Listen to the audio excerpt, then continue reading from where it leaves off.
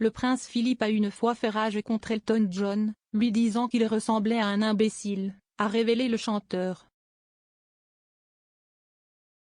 Aujourd'hui, la vie du prince Philippe a été célébrée lors d'un service commémoratif à l'abbaye de Westminster.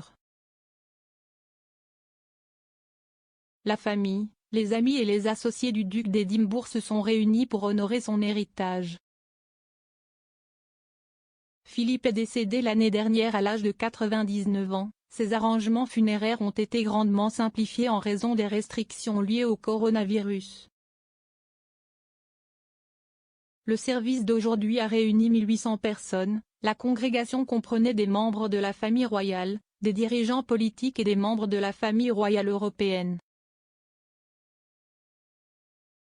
En tant qu'époux le plus ancien, Philippe a rencontré les riches, célèbres et remarquables de son temps.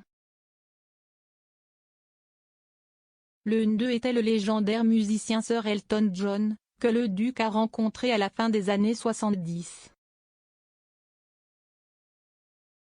Sir Elton a rappelé leur rencontre dans son autobiographie, passionné de football et ancien président du Watford Football Club. Elton a révélé qu'il avait acheté une Aston Martin peinte aux couleurs de son équipe, jaune, avec une bande rouge et noire. Il conduisait régulièrement la voiture dans sa région, Old Windsor, mais ne réalisait pas à quel point la voiture attirait l'attention, jusqu'à ce que feu le duc d'Édimbourg l'ait rendu évident. Elton a écrit dans le livre « Je n'avais pas réalisé à quel point cela avait attiré l'attention jusqu'à ce que je sois présenté au prince Philippe. » Philippe a demandé à Sir Elton s'il habitait près du château de Windsor, ce qu'il a confirmé. « Avez-vous vu le foutu idiot qui se promène dans cette zone dans sa voiture épouvantable ? CST jaune vif avec une bande ridicule dessus. Le connaissez-vous ? » Elton a été forcé d'avouer qu'il était le propriétaire de la voiture. Le chanteur a répondu « Oui, Votre Altesse. CST en fait moi. » Il a expliqué que le duc ne semblait pas choqué ou embarrassé par les aveux d'Elton, mais il semblait plutôt content d'avoir trouvé l'idiot en question, afin qu'il puisse donner au conducteur un morceau de son esprit. Il a dit « À quoi diable pensez-vous ? Ridicule. Débarrassez-vous en point. » Alors que c'était la première fois qu'Elton rencontrait le duc, il n'était pas étranger à la famille royale. Le chanteur avait déjà noué une amitié avec la princesse Margaret et Anthony Armstrong-Jones. Il a ensuite noué des liens étroits avec la princesse Diana.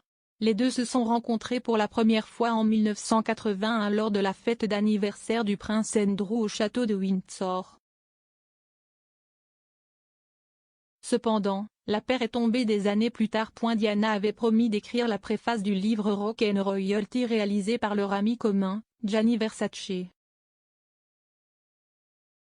Elton a écrit dans sa biographie « Je pense que Buckingham Palace n'aimait pas l'idée qu'un membre de la famille royale ait quoi que ce soit à voir avec un livre qui présentait des photos de mecs nus avec des serviettes drapées autour d'eux. »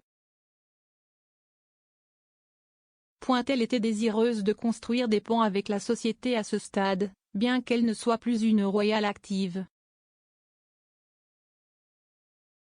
Diana a demandé que son attaquant soit retiré du livre, une décision qui, selon l'auteur royal Howard Hodgson, a condamné le lancement du livre à l'échec. Suite à l'assassinat de Versace, le couple se réconcilie. Cependant, un mois plus tard, en août 1997, Diana est décédée dans un accident de voiture. Lors des funérailles de la princesse, Sir Elton a interprété Candle in the Wind de 1997, une version réécrite de son single qui rendait hommage à Diana. Il a interprété la chanson en direct pour la seule fois lors des funérailles à l'abbaye de Westminster. À l'abbaye aujourd'hui, Philippe a été honoré pour sa vie et son travail. L'un de ses héritages les plus durables est le prix du duc d'Édimbourg.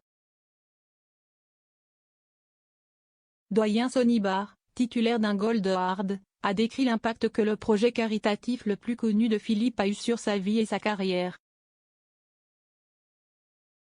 Elle a déclaré, à la réflexion, « Je n'aurais jamais pensé pouvoir faire la moitié des choses que j'ai faites au cours de la dernière décennie, mais j'ai pu le faire grâce aux opportunités qui se sont présentées à moi. »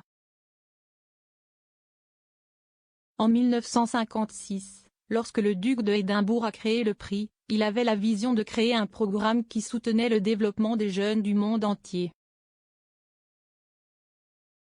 Aujourd'hui, vous avez appris l'impact de son héritage sur moi et son impact sur les générations futures.